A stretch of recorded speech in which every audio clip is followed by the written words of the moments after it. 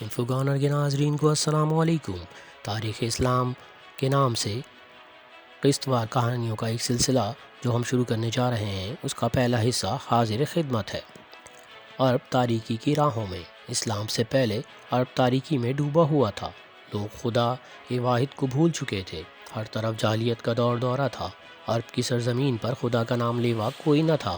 ایک عرب ہی کیا، ساری دنیا کا یہی عالم تھا۔ دراصل عرب کا دور جاہلیت دو نبیوں کا درمیانی زمانہ ہے، جس میں کوئی صاحب وحی نبی، کوئی شریعت اور کوئی الہامی کتاب نہ ہو۔ یہ دور حضرت اسماعیل علیہ السلام کی وفات اور آن حضرت صلی اللہ علیہ وسلم کی بعثت کا درمیانی زمانہ ہے، جو دور جاہلیت یا دو فطرت کا کہلاتا ہے، جس میں لوگ گمراہی کا شکار ہو چکے تھے، خدا واحد کو چھوڑ کر بتوں کی پوجا کرتے تھے۔ اس سے قبل کہ عربوں کی سماجی، سیاسی اور مذہبی حالت یعنی عربوں کے دور جاہلیت کا ذکر کیا جائے، عرب کا جغرافیہ اور عربوں کی قبائلی تقسیم کا جائزہ لیا جائے۔ جغرافیائی اعتبار سے عرب ایک جزیرہ نما ہے، جس کے تین طرف پانی اور ایک طرف خشکی ہے۔ اس کے مغرب میں بحر قلزم، مشرق میں خلیج فارس اور بحر عمان، جنوب میں بحر ہند اور شمال میں اس کی سرحدیں شام تک ملتی ہیں، یعنی عرب کا چوتھا حصہ خشکی کی طرف ہے۔ طبقاتی لحاظ سے عربوں کو تین طبقوں میں تقسیم کیا جاتا ہے: بائدہ، عربہ، مستعربہ۔ عرب بائدہ وہ عرب جو قدیم ترین قبائل تھے، ظہور اسلام کے وقت ان کا وجود نہ تھا۔ عربہ یہ عرب کے اصلی باشندے تھے اور اس میں آباد تھے۔ ان کو قطانی کہا جاتا تھا، ظہور اسلام کے وقت عرب میں موجود تھے۔ عرب مستعربہ یعنی بنو اسماعیل، حضرت اسماعیل علیہ السلام کی اولاد، جو حجاز میں آباد تھی، ظہور اسلام کے وقت ان کا وجود تھا اور ملک کے اصلی باشندے تھے۔ عدنانی قبائلی کا تعلق عرب مستعربہ میں شمار ہوتا ہے۔ اسلام سے قبل عربوں کی مذہبی حالت۔ عرب کی دینی تاریخ کا آغاز حضرت اسماعیل علیہ السلام سے اور حضرت ابراہیم علیہ السلام سے ہوتا ہے۔ سب سے پہلے عرب میں حضرت ابراہیم علیہ السلام نے توحید کا سور پھونکا، لیکن ظہور قدسی کے وقت عرب خدا واحد کو بھول چکے تھے۔ ہر طرف بت پرستی کا دور دورہ تھا۔ یہاں کوئی ایک مذہب نہ تھا، بلکہ مختلف مذاہب تھے۔ ان میں بعض ایسے تھے جو خالق کائنات کو تسلیم کرتے تھے، نہ موت کے قائل تھے، یعنی منکرین خلق تھے، دہریے تھے۔ کچھ ایسے تھے جو خالق پر یقین تو رکھتے تھے، لیکن موت کے قائل نہ تھے۔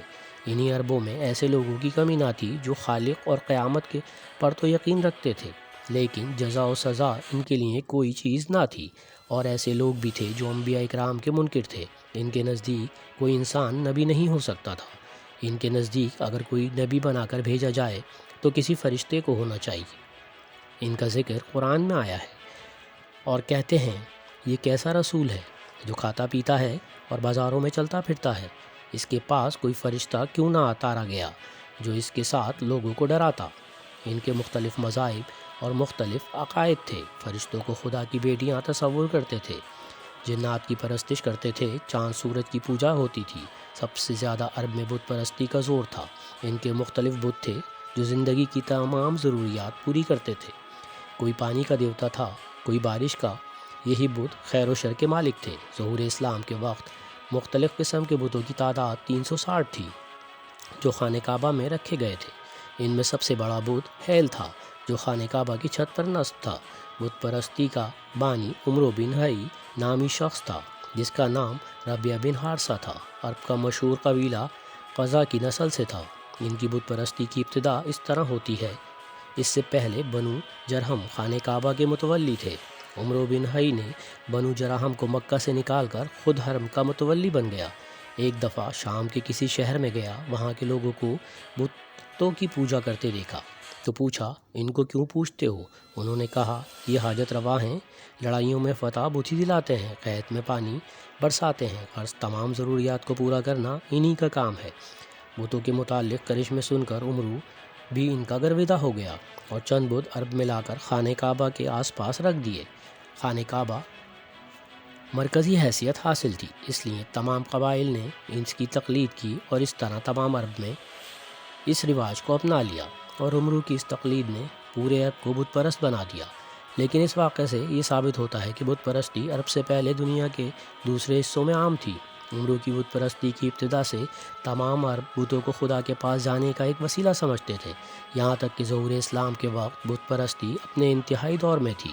بت پرستی کے اس بڑھتے ہوئے رجحان کی ایک وجہ یہ بھی تھی، ان سے پہلے جن لوگوں نے اپنے قبیلے کے لیے کوئی کارنامے انجام دیے تھے، ان کی یاد کے لیے ان کے بت بنا دیے تھے اور ان کو پوجنا شروع کر دیا تھا۔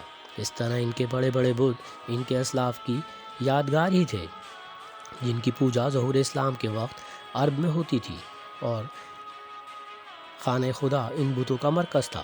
بت پرست لات اور غزہ کو خدا کی مونس بھی کہا کرتے تھے۔ جہالت ان میں بت پرستی رائج کر دی تھی، اور بت پرستی نے انسانی دل و دماغ پر قابض ہو کر ان کو توہم پرست بنا دیا تھا۔ فطرت کی ہر چیز، پتھر، درخت، چاند، سورج، پہاڑ، دریا وغیرہ کو اپنا معبود سمجھنے لگے تھے۔ عربوں کے مختلف مذاہب میں یہودیت، نصرانیت، مجوسیت اور الحاد جیسے مذاہب تھے۔ ان لوگوں نے اپنے آپ کو مذہب سے درست کرنے کی بجائے مذاہب کو اپنی وجہ سے خراب کر دیا تھا۔ مختلف مذاہب میں اپنے عقائد اور توہمات کو شامل کر کے انہیں کئی شکلیں دے دی تھیں۔ غرض مذہبی لحاظ سے عرب گمراہی کا شکار تھے، ان کا کوئی دین نہ تھا، تاریکیوں میں ڈوبے ہوئے تھے۔ انہیں اس تاریکی سے نکالنے کے لیے کسی رہبر کی ضرورت تھی۔ تو ناظرین، کیسی لگی ہے میری ویڈیو؟ اگر اچھی لگی تو لائک کریں، سبسکرائب کریں اور دوسرے گروپوں میں شیئر کریں، اور میری آنے والی ویڈیو کا انتظار کریں۔ اللہ حافظ۔